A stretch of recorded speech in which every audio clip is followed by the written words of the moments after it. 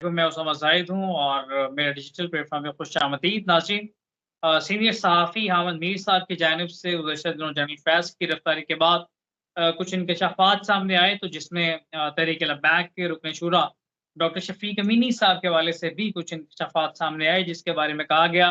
कि उन्होंने डीएचए पेशावर में करोड़ों रुपए का फ़ायदा लिया। उनके जो इल्ज़ामात हैं स्क्रीन लाइन पे आप देख सकते हैं, जो इल्ज़ामात सीनियर सहाफ़ी हामिद अमीर साहब की जानिब से डॉक्टर शफ़ीक अमीनी साहब पर लगाए गए। इस वक़्त डॉक्टर शफ़ीक अमीनी साहब हमारे साथ मौजूद हैं। डॉक्टर साहब, बेहद शुक्रिया आपने प्रोग्राम के लिए टाइम दिया। सबसे पहले बात करेंगे जो सीनियर सहाफ़ी हैं हामिद मीर साहब, उन्होंने जो इल्ज़ामात लगाए आप पर और जो उनके इल्ज़ामात हैं, एक तो उन हवाले से आपको बता रहे हैं, दूसरा उन्होंने आपसे राब्ता किया, नहीं किया और इस तमाम तर वाक़ये की असल हक़ाइक़ क्या है? क्योंकि आप हामिद मीर साहब ने बगैर किसी आपके मौक़िफ़ को जाने एक तरफ़ा मौक़िफ़ को चलाया, तो हम चाहते हैं कि आप भी अपना मौक़िफ़ जो है वो बयान करें। जी, बिस्मिल्लाहिर्रहमानिर्रहीम। सबसे पहले उसामा ज़ाहिद साहब आपका इंतहाई मशकूर हूँ। जनाब बात ये है कि जो असल वाक़या है वो ये है कि ये 5 भाइयों के दरमियान एक मुआहदा था, डी6 में इनकी ज़मीन है इन भाइयों की। और ये पहले से एक मुआहदा चलता आ रहा था, लेकिन उसमें बहुत ज़्यादा बदएतमादियाँ पैदा हो गई थी और उसमें बड़े मज़ार की और पूरा एक आस्ताना था, मज़ार था उसमें, उसकी मुंतकिली की बात थी। और फिर मैं उन भाइयों की दरख्वास्त पर और उनकी इंतहाई रिक्वेस्ट पर इसके दरमियान मैं बतौर ज़ामिन पेश हुआ हूँ और मैंने उनकी मामलात हल करने में यही बतौर ज़ामिन मुआवनत की है कि ये मज़ार की मुंतकिली होगी। आप उनको अगर पेमेंट करते हैं तो ये मज़ार की मुंतकिली करेंगे। बात जो है ना वो यहाँ तक कि उसकी सारी प्रूफ़ मौजूद है, रिकॉर्ड मौजूद है, एक-एक रुपया की रिकॉर्ड मौजूद है और पूरा मुआहदा मौजूद है और उसमें दस्तखत है और ये मैंने आपको पेश कर भी दिया है। और जो हामिद मीर ने बात की है तो यकीनन इसने बड़े भोंडे किस्म के इल्ज़ामात लगाए हैं, बड़े बेबुनियाद इल्ज़ामात लगाए हैं और मेरी मौक़िफ़ लिए बगैर मेरा मौक़िफ़ सिर्फ़ इतना था कि इन्होंने फ़ोन किया कि इस तरह आप पर इस तरह के इल्ज़ामात हैं, आप तरदीद करते हैं। मैंने कहा मैं सख्ती से तरदीद करता हूँ और मैंने कहा जिस बंदे की आप इसमें मुझे बता रहे हैं और जिसका हवाला दे रहा है वो बहुत बड़ा फ्रॉडिया है। खुद उसके भाई उनके खिलाफ उनकी एफ़आईआर्स मौजूद है, सब कुछ मौजूद है। बस इस हद तक बात हुई। इनको चाहिए था कि ये मुझसे पूरी तहकीक कर लेते और इस मसले की पूरी जाँच-पड़ताल कर लेते और फिर इतने बड़े प्लेटफ़ॉर्म पे और इतने बड़े मेनस्ट्रीम मीडिया पर आकर बात करते। लेकिन हकीकत ये है कि हामिद मीर ने बहुत बड़ी ज़्यादती की और वो बात कि जिसको शायद उसकी 7 नस्लें भी साबित ना कर सके, उसमें एक बात भी साबित ना कर सके। उन्होंने इतनी बड़ी बात को इतने बड़े अहम मौका पर जो है ना वो जिस अंदाज़ से चलाई हैं, तो मैं समझता हूँ इसके पीछे बहुत बड़ी साज़िशें हैं। और इतने अहम मौका पर कि इस वक़्त जो हम हैं, जिस अहम मोड़ पर, इस तरह की बात चलाना और फिर इस तरह की अंदाज़ से चलाना, जिसकी कोई इन उन इल्ज़ामात के और उन बातों की कोई सरपा नहीं है और उन्होंने जिस तरीके से इनको चलाया है, तो मैं समझता हूँ ये बहुत बड़ी ज़्यादती भी है और इसके खिलाफ इंशाअल्लाह ताला हम हर फ़ोरम पे आवाज़ भी उठाएँगे और इसके खिलाफ हम जो भी कानूनी तौर पर मामलात हो, उनके खिलाफ, जियों के खिलाफ, हामिद मीर के खिलाफ, वो हम इंशाअल्लाह ताला ज़रूर करेंगे। अच्छा, डॉक्टर साहब, चूँकि एस्टेब्लिशमेंट का एक टैग तहरीक-ए-लब्बैक पर हम मुसलसल लगता देख रहे हैं, आपका जनरल फैज़ के साथ ताल्लुकात रखना, क्या तहरीक-ए-लब्बैक की साख को नुकसान नहीं पहुँचाता? जो समझायत साहब सबसे बड़ी ज़्यादती ये है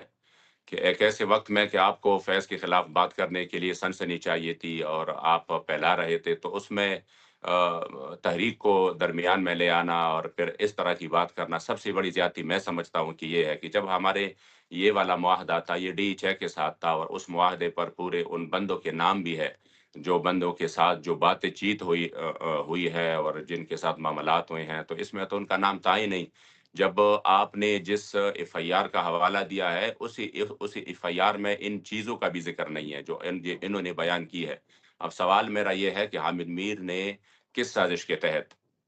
ये बातें दरमियान में ले आए हैं, जिनका एफ़आईआर में भी ज़िक्र नहीं है। वो एफ़आईआर मैंने आपको अगर सेंड नहीं की है, तो मैं आपको सेंड करता हूँ, वो आप देख लें, आप उसको वायरल कर दें और आप उसको बताएँ کہ कहाँ पे उसमें ये बातें हैं, कहाँ पे उनमें करोड़ों का ज़िक्र है कि उन्होंने ये हड़प कर लिया, उन्होंने उसको फ़ायदा दिया, इन्होंने मुझे फ़ायदा दिया और डीजे को नुकसान। ये तो इन्होंने इतनी गैर ज़िम्मेदारी बातें की है और मुझे यकीन है कि ये पता नहीं किस साज़िश के तहत उन्होंने की है कि जब एक बात का ज़िक्र ही नहीं है, तो या तो वो बताएँ ना कि उनको पीछे कौन है इस तरह कि वो इस तरह की बातें कर रहे हैं कि जब मुआहदा में भी उस इन अदालत का रुख क्यों नहीं करते आप? अगर अहमद मीर साहब की क्रेडिबिलिटी है,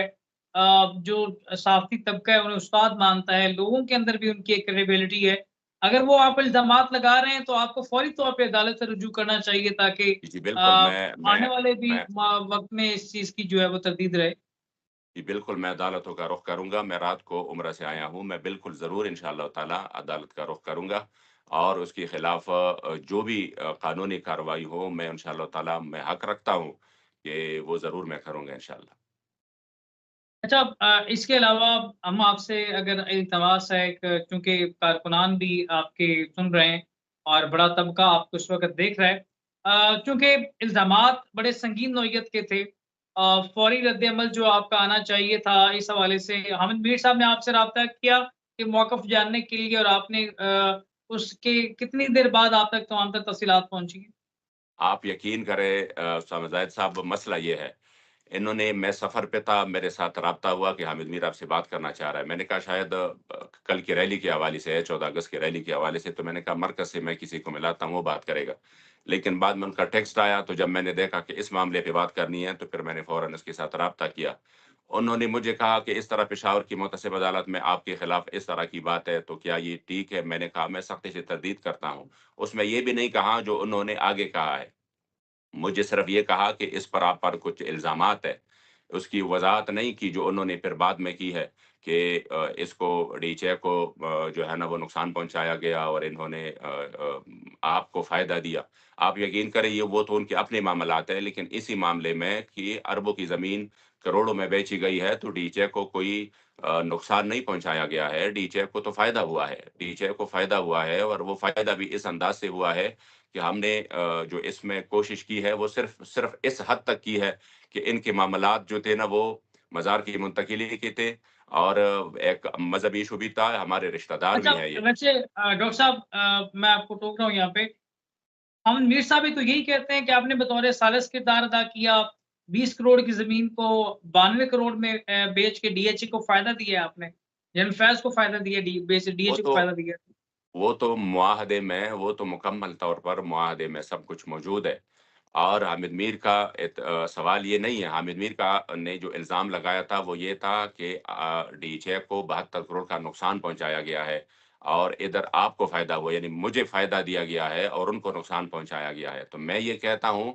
कि ये जो मुआहदा है वो तमामन मौजूद है मुकम्मल तौर पे कि ये ज़मीन जो है ना वो कितने में बेची गई है और जो फ़रीक़ैन थे उन्होंने किस अंदाज़ से उसको अपने जो 5 भाई है, उसको पेमेंट किस अंदाज़ से की है, वो सारा सब कुछ मेरा उसमें बतौर ज़ामिन ये किरदार था कि हम उसके साथ मामलात कर लेते हैं, तो जो मज़ार की मुंतकिली है, वो फिर ज़मीन से आप मज़ार की मुंतकिली करेंगे। हमने कहा बिल्कुल ठीक है, मैं उसमें ज़ामिन हूँ कि अगर आप उनकी मामलात हल कर लेते हैं, तो मैं इंशाअल्लाह ताला मैं इसकी ज़मानत देता हूँ कि फिर वो मज़ार की मुंतकिली करेंगे। बस बात यानी इस हद तक बात थी। बाकी आगे जो इन्होंने इल्ज़ामात लगाए हैं वो तो इतने बेबुनियाद हैं कि उसका तो किसी चीज़ में ज़िक्र ही नहीं है।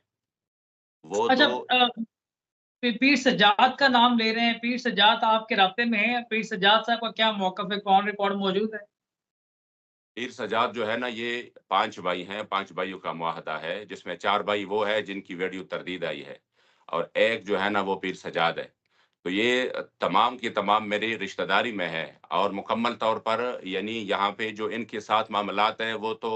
मैं इधर बयान भी नहीं कर सकता कि उनके आगे क्या मामलात है और उनकी भाइयों के साथ इस वक़्त क्या ज़ुल्म हो रहा है और डॉक्टर एक-दूसरे साहब, के खिलाफ उनकी 4 भाइयों ने तो तरदीद कर दी, लेकिन पीर सज्जाद का नाम आमनीर साहब ने लिया है। तो हो सकता है कि पीर सज्जाद साहब ने डॉक्यूमेंट्स उनके पास पहुँचाए हों।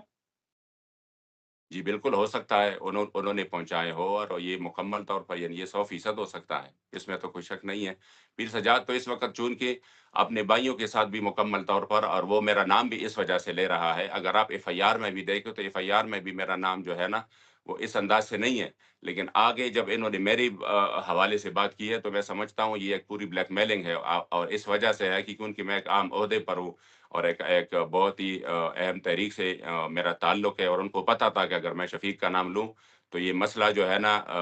یعنی میں اس کو اس انداز سے بلیک میل کر سکتا ہوں، لیکن الحمدللہ کہ جب میں اس مسئلے میں 100% بے گناہ ہوں اور الزامات 100% غلط ہے،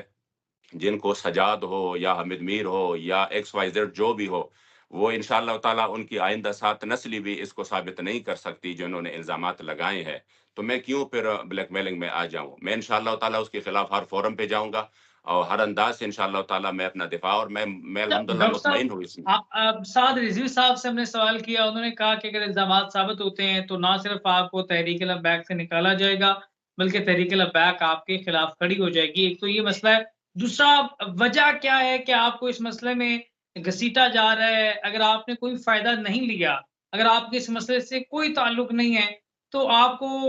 بلا وجہ گھسیٹنے کی کیا وجہ ہے؟ وہ تو یہ بھی جانتے ہیں کہ آپ رکن شورا ہیں، آپ کی ایک ہائپ ہے، آپ پاور بلڈنگ بھی ایک پولیٹیکل لیڈر ہیں، تو ان کے لیے مشکلات کا سبب بھی تو بن سکتے ہیں آپ۔ جی، جی، بالکل ایسا ہی ہے۔ آپ نے سوال کیا اور امیر محترم نے اس کا جواب بھی دیا کہ اگر شفیق امین اس میں ملوث پایا گیا تو ہم ان کو نہ صرف تحریک سے نکالیں گے بلکہ ان کا ہم احتساب بھی کریں گے، اور الحمدللہ یہ ہمارا جو ہے نا وہ یعنی نصب العین بھی ہے کہ ہم ہر ظالم کے خلاف کھڑے ہوں گے اور ہر مظلوم کے ساتھ ہوں گے۔ تو اس میں اگر کوئی ہمارا عہدیدار اس طرح کی جو ہے نا ظلم کرتا ہے تو ظاہری بات ہے پھر ہم اپنے عہدیدار کے خلاف سب سے پہلے کھڑے ہوں گے۔ وہ بات تو بالکل ٹھیک ہے کہ جو ہے نا اگر اس میں ملوث پایا گیا تو احتساب تو سب سے پہلے میرا ہوگا، کیونکہ میں ایک عہدیدار ہوں۔ لیکن جو دوسری بات آپ نے کی کہ مجھے اس میں کیوں گھسیٹا جا رہا ہے، تو اس کی بھی بنیادی وجہ یہ ہے کہ جو ان کے بھائیوں کے معاملات ہے وہ اتنے جو ہے نا یہ جو 4 بھائی ایک طرف ہے اور ایک بھائی دوسری طرف ہے، میں آپ کو بتاؤں کہ اس میں یہ جو ایک بھائی ہے نا سب سے پہلے معاملات ان کے ساتھ ہوئے تھے، اور انہوں نے اپنے بھائیوں کی بہت ساری حق جو ہے نا وہ کھا چکا تھا، اور پھر ڈی ایچ ایس پر 1% بھی وہ اعتماد نہیں کر رہا تھا کہ جو مزار کی منتقلی ہے۔ تو اس حوالے سے جب میں درمیان میں آیا اور میں بطور ضامن کہ میں نے کہا تو اس میں ظاہری بات ہے پھر ڈی ایچ اے نے پیسہ ان کے بھائیوں کو دینا تھا مزید، جو ان کا حق تھا، اور جو انہوں نے کھایا تھا اس کے باوجود یعنی ان پہ قرضے تھے اور بہت، لیکن اس کا جو میرے خلاف جانا تھا وہ صرف اسی وجہ سے کہ آپ کی وجہ سے میرے بھائیوں کو پیسہ ملا، تو اگر میں اس کو بلیک میل کروں گا تو وہ جو میرے بھائیوں کا پیسہ ہے شاید اس میں سے مجھے کچھ حصہ مل جائے، اور مجھے جو ہے نا کیونکہ ان کے یہاں پہ بڑے معاملات ہیں، انہوں نے بڑے آگے پیچھے، اب وہ بات جو ہے نا وہ ان سے بیٹھ کر ہی ہو سکتی ہے، تو اس وجہ سے مجھے بلیک میل کر رہے ہیں کہ شاید ان کی وجہ سے جو میں اپنے بھائیوں کا پیسہ ہے وہ بھی کھا لوں۔ اچھا، چونکہ الزامات آپ پر ہیں، بہتر نہیں ہوتا کہ یہ عارضی طور پہ آپ تحریک لبیک سے علیحدگی اختیار کرتے تاکہ یہ ٹوٹل الزام کہیں تحریک لبیک کو متاثر نہ کرتے؟ میں اگر ابھی حامد میر پہ الزام لگاؤں کہ انہوں نے اتنے اتنے پیسے لیے ہیں، انہوں نے یہ کام کیا ہے اور انہوں نے اس وجہ سے یہ خبر بریک کی ہے، تو کیا ان سے لوگ مطالبہ کریں گے کہ آپ جیوں سے علیحدہ ہو جائے؟ اور پھر اس کے بعد میں نے پہلے